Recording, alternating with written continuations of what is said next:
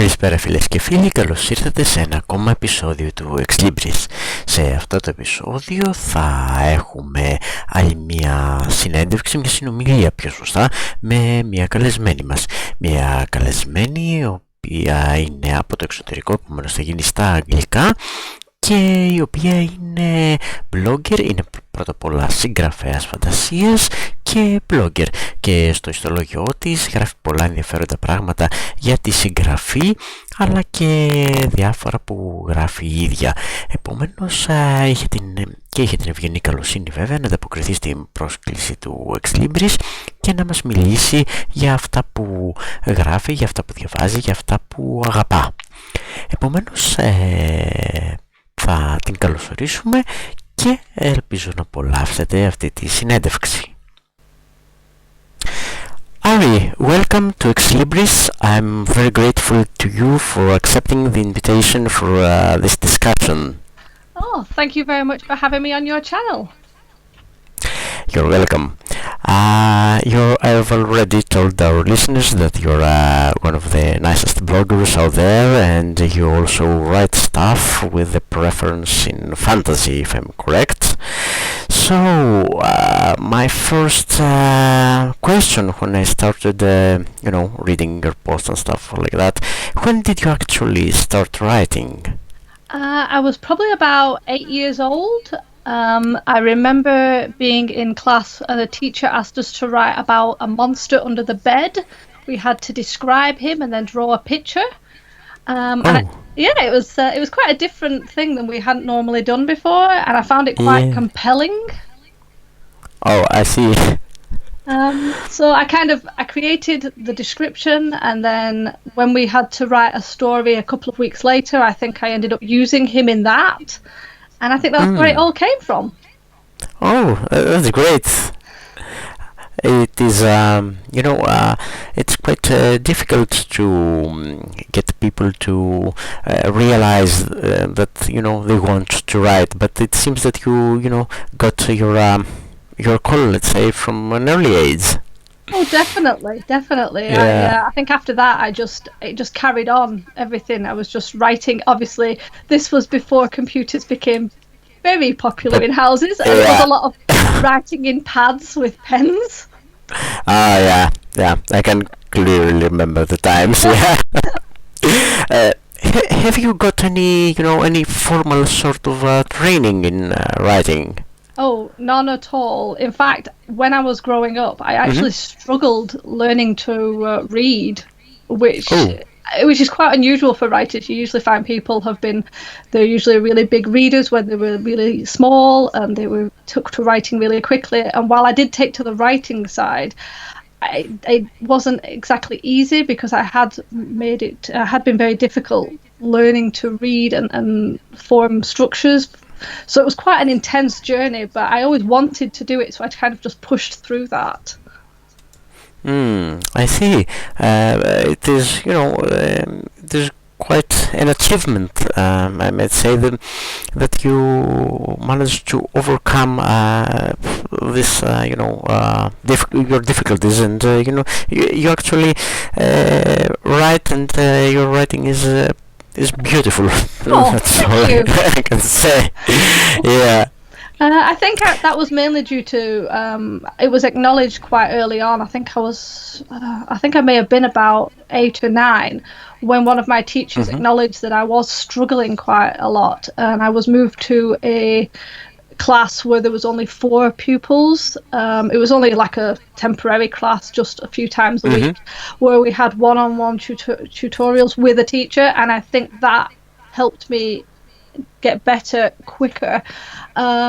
Whereas if I hadn't have had that, I may have got to the point where I just gave up. So I am quite thankful that those teachers acknowledged the problem and found a solution that worked. Oh, that's great. I mean, you were lucky, and it was nice, to have people actually doing something to actively help you. I mean, that's what education is supposed to be about, isn't it? Definitely. Yeah. So So, apart from your writing endeavors, what was what made you start blogging as well? I was actually on community art website where I used to put upload drawings because I used to do a lot of artwork. And I did put some stories on there, just very short stories, and they got a lot of good feedback. And then some of the commenters started asking me questions about techniques, and I found that when I was replying to their comments, they were very long, drawn-out explanations. So I started to create them as tutorials on the art website, which did have a section for literature, but because it was mostly artwork, it was kind of lost. So after I got quite a few on there, I got a lot of positive feedback and more questions. I then decided it would be better if it had its own platform, which is why I created the blog, and that's how it started. Oh, that's great. And would you care to share with our listeners, obviously I know, but would you care to share with them what are your favorite blogging topics? I'm not sure if I actually have any favourite topics because I cover such a wide range. I like to include techniques on actual writing, suggestion for editing practices, as well as I'm moving towards including things like how to build up a marketing plan and do the more business side of writing. I honestly, I don't have a favourite. I just like writing about lots of different topics, and that's fine for me. Yeah, so diversity is your favorite thing in writing. Yes, I think that's it. I think because it allows me to shift topic, so you can get to be a bit more creative when you're writing about how to develop characters or to create suspense. Then you move to something different when you're talking about budgeting or marketing. So it's a nice variety and mix. Yeah, it's not what we call. I don't know if it's the proper expression in English. We call it's not a monolithic blog. It's kind of diverse one. Yeah, it's eclectic. Yeah, that's probably the best term to describe it. You mentioned something about the feedback. Because I've in discussions with other bloggers, some of them kind of worry about comments, and they're not totally happy with the way their readers interact with them. What's the situation with you? Are you happy with the feedback, or would you like some other form of interaction? I'm always happy to get any feedback from my readers, and to be honest, I've always had positive feedback. When people have left comments, it's always been positive, either regarding what I have written or what other people on my blog have written, or sharing their own experiences, which I love. I love it when people explain how things have worked for them, or whether they've tried something and how they've felt about that. And fortunately, all of my comments have so far been positive. I've not had any negative or any troll comments, so I'm actually quite pleased with that. The only thing I'd like is if people felt like they could contribute more or share more ideas, but other than that, no, I'm very happy. Oh, well, that's good to hear. And it is sometimes we as people that try to interact with others, we get the feeling that our efforts are going to waste, but I think we should just have patience. I don't know if that's true about you, but I think that patience is the key word here. Oh, definitely. I think some people turn to blogging, especially writers, because we're told you need to build a platform, you need to create your brand, you need to get out there. People start a blog, put posts up and expect this instant interaction and instant comments and things, whereas actually it takes a long time to build up, and you have to interact, you have to go to other blogs, you have to talk to people, you have to share your thoughts, and then it sort of becomes this nice cycle where people kind of drift back and forward to each other's blogs. And yeah, I think patience is definitely a key. I mean, it can take months or even years to build up a nice following and start having those interactions. I mean, I've started having more comments last year than the 3 years previous. Okay. Because I changed how I was doing things, and I started interacting more because I had more time to. And it showed, because I was getting more comments and I was getting more shares and likes, and you do need to put that extra effort in. That's true. That's totally true. Nice. But okay, enough about blogging. Let's go to another topic, to the actual books or stories, if you prefer, that you're writing. What's your favorite genre? I would say it's fantasy, but I may be wrong. No, it definitely is fantasy, but I bounce between what I call traditional fantasy, which is usually when it's set in another world, and there's that's where you'd get your dragons and things like that. But then there's also the urban fantasy, which is usually more modern, and it's based on like Earth in this sense, but there'll be other sort of creatures around. So I do like fantasy, but I kind of use both of those as well. Yeah. I have in the past written some science fiction stories and dabbled in crime, the genre. That's interesting. I think that's actually when I first started writing more novel-size stories. I did actually start with those, with science fiction, because I really liked science fiction movies. And then as I moved on... Go on. Yeah, but now I just have to ask you, a Trekkie or a Star Wars fan? I am a Trekkie. I like Star Wars, but not as much, and I'll be honest, I haven't seen any of the newer movies. They didn't interest me, so I am a Trekkie. Yeah, even a Star Wars fan, I would suggest to skip episodes 1 to 3. Yes, I have been told that. Sorry for that, but it's nice because science fiction, at least for my generation, was a big thing, and yeah. So, would you care to share with our listeners that might have the artistic touch, the writer's touch, let's say, what is your favorite method of creating a book? How do you piece it together? It's quite sporadic, actually. It usually starts with a very random idea, and it's almost never a plot idea. It will be just a simple scene, or maybe a character comes to mind, and I usually churn that over in my mind for a few days until it creates the thread of a plot. Then I try and write some scenes around it to kind of give me a feel of the character.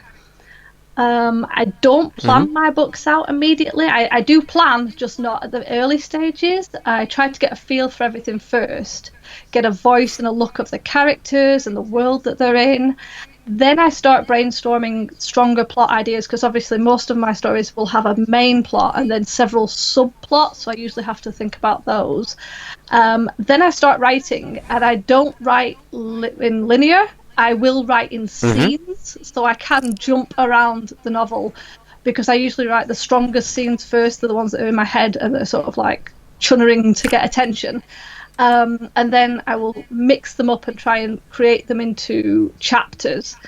So there is some plotting, there is some kind of winging it. But yeah, it's probably not the best method, but it is the one that works for me. Yeah, I mean, there's not a concrete method to write a book, that's for certain. Some writers have, and I'm always quite amazed by the kind of writers that can write a book from start to finish, stuff like that. But it has never happened for me, or for most of the writers I know. Definitely not. It seems so alien that anyone can do that. Yeah. Would you care to share with us just a few details about your current work in progress, your current writing? The current one that I'm writing is a preternatural urban fantasy. So it's set in modern day, but it has all sorts of supernatural beings running around. It's at about 96,000 words at the moment, and it's being edited. I've actually been writing this, because it's the first book in a series. I've been writing this series since I was about 18. And I have thousands and thousands of scenes already written that go through most of the books. I've got about at least 5 books worth of scenes and plots. And I did actually write the first book a couple of years ago, and then I put it to one side, and I was messing with the other books that were going to come after that. And when I came back to it, I decided I was completely unhappy with it, and I'd changed some of my characters the way they seemed to be, and the book didn't fit. So I kind of shredded it all away, kept the characters, created a whole new plot, just changed a few things, but.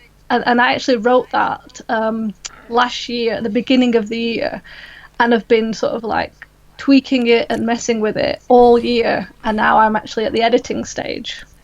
Good. So it's always revise and edit process. Yes. I mean, I think originally when I'd written the first novel, and I originally was happy with it. When I came back to it, I thought, oh no, it needs something. So I started shredding parts of it out. And as I did that, more and more, I realised I'd completely destroyed the entire book, and it was just a whole new plot, just with the same characters. So it is technically a whole new novel written from scratch, but it's in a world that I've felt like I've been in for a very long time, with characters I know inside and out because I've had them since I was 18. Oh, that's nice. It's like, they're like family, right? I guess. Definitely.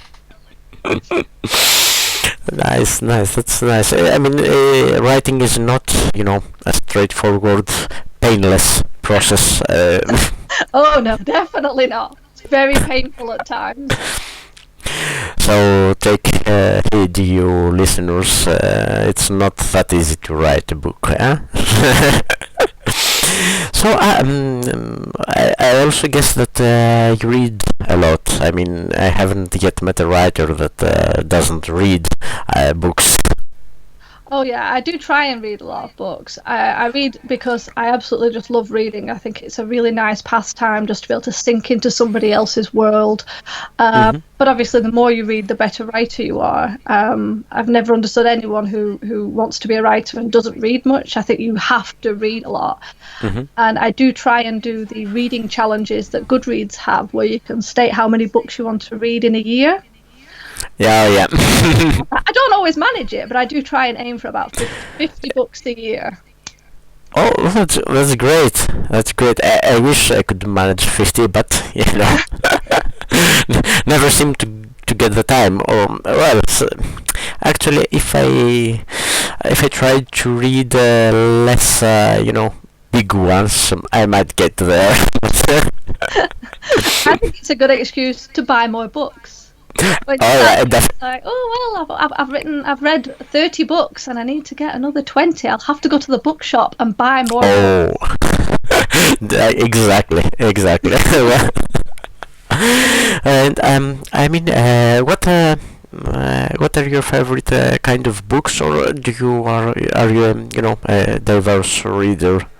I think my all-time favorite are fantasy and sci-fi books, so I will always go back to those, but I do actually try and read a large range. I have read horror and thriller and romance and crime and mystery, because I think you do need to do that, because even if you don't want to write fantasy, or if you don't want to write horror, you can learn something from those techniques. So I do think it's quite useful to read different things. And also sometimes you might find a whole new genre that you didn't know you enjoyed by trying something new. So I definitely recommend trying lots of different things. But I think with me, the best books are the ones where you can read them over and over again. Oh, okay. Yes, I do read some books where I think, oh, that's good, and then I'll never read it again. But the ones I really love are the ones that will sit on my bookshelf and I can go back to them like 8 or 9 times a year if I want to, because I love reading so much. Oh, that's great. It's totally amazing you can do that. But I mean, getting back to a favorite book and going through favorite scenes and dialogues and stuff like that is quite thrilling. That's really that's true.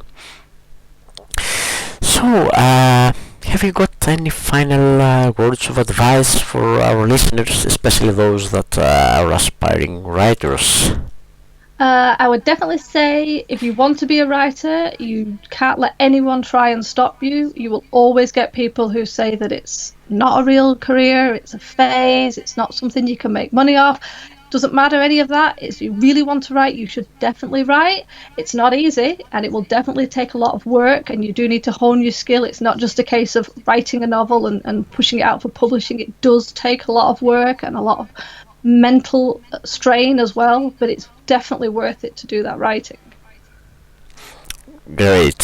So it's as we've said earlier, it's not a painless procedure, but it's rewarding, and rewarding in not so much in the material sense, but it's rewarding mentally, I'd say. Definitely. I think anyone going into it just for financial gain is doing it for the wrong reasons. You have to go in because you really want to write. You want to tell your story. You want to share your ideas.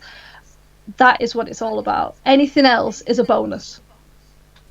Great. So, Ari, thank you very much for this discussion. I hope you're writing your books do well, and I hope you get some, some attention from our listeners. You definitely deserve it. So, thank you again for coming to Ex Libris. Thank you for having me. It was my pleasure. Bye bye. Bye. Αυτά έχει λοιπόν να μας πει η Άρη. Ελπίζω να σας άρεσε αυτή η συνομιλία μαζί της. Θα σας περιμένω στο επόμενο επεισόδιο και φυσικά μην ξεχάσετε να ελέγξετε, να τσεκάρετε το ιστολόγιο της. Έχω τη διεύθυνση στην περιγραφή, να τη βρείτε αν θέλετε και σε άλλα κοινωνικά δίκτυα, και φυσικά να εγγραφείτε στο κανάλι μας και να παρακολουθείτε και να σχολιάζετε τα επεισόδια μας. Αυτά από εμένα, μέχρι το επόμενο επεισόδιο. Γεια σας.